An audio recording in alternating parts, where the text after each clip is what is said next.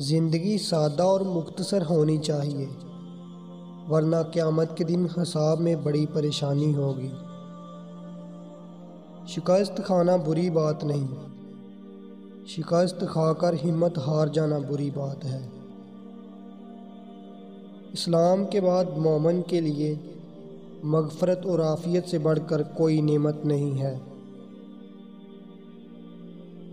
جو کوئی 5 وقت نماز پڑھتا ہے وہ اللہ عز و جل کی حفاظت میں ہے، اور جس کی حفاظت اللہ کرتا ہے اسے کوئی نقصان نہیں پہنچا سکتا۔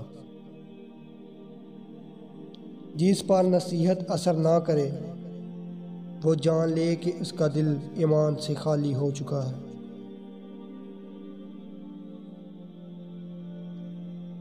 ماں باپ کی رضامندی دنیا میں دولت اور آخرت میں نجات کا باعث ہوتی ہے۔